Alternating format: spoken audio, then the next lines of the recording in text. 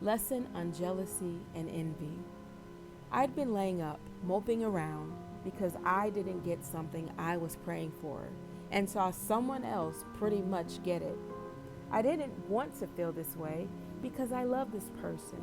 It was also not that I didn't want something good for this person, but I wanted something more too. I asked God for help because I didn't like the way I was feeling. And this morning, God gave me a reality check.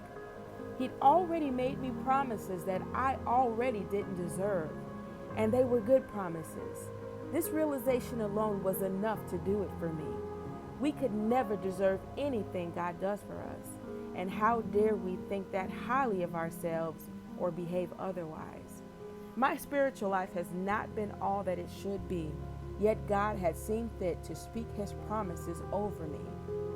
Something I had been praying for, He let me know through another person that He'd heard me the first time I'd asked. I mean, what more could I ask for, having been assured that God Himself hears me? I got to thinking about how we as humans are prone to jealousy. And where does jealousy lead?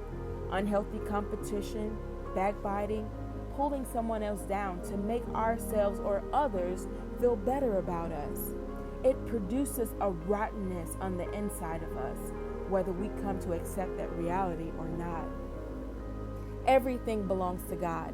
The earth is His, along with everything and everyone in it. We are nothing and we have nothing except He allows it or gives it to us. Our lives, our very being, our arms, our legs, our minds, the ability to do and to think have all come from God. If He assigns us to something, it's because that's where we are needed. He knows and wants what is best for us. And this is why we can't lean on our own understanding and must say yes to His will. We have what we have, saved or unsaved, because God gave and continues to give. How do we move beyond? Well, I consider the work environment. Everyone can't be the CEO. That CEO needs upper management to offer feedback and advice on how to constantly improve operations. It would be impossible for a CEO of a large corporation to be everywhere, observing all things at all times, let alone having the ability to constructively come up with strategy to effectively and efficiently improve operations. Managers are needed because someone has to observe department operations to be able to report back to the CEO on what needs to be improved. Then there are supervisors, customer service, warehouse workers, and even those who provide janitorial services.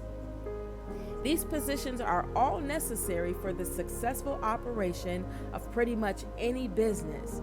Everyone has to be able to report to an upper tier, which makes it to the CEO, which makes for a successful business.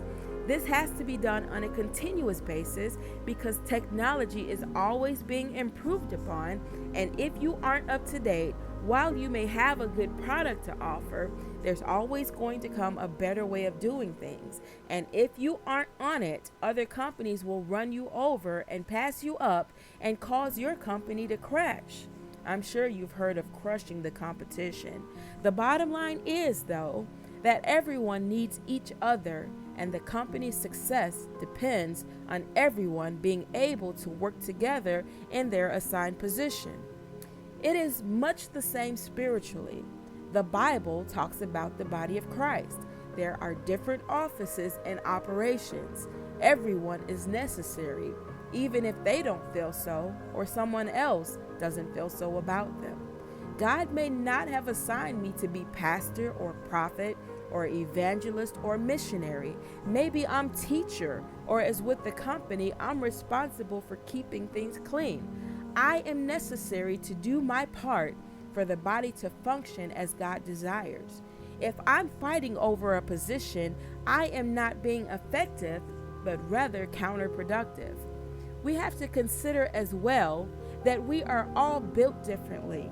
We all have different abilities. Whereas one may be able to run, another may be good at building, and another may have really good people or communication skills.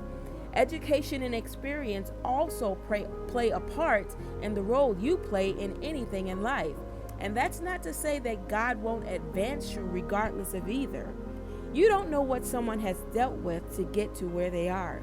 You may see them or talk to them even daily, but you can never know what they're going through with others or even internally. This may be what qualified them.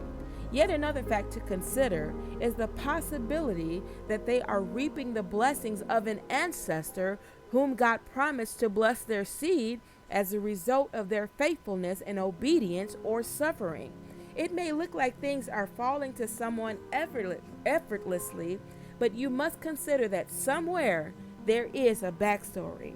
In the end, it's not about us. What we do should be that God be glorified and that souls are saved and delivered from eternal death.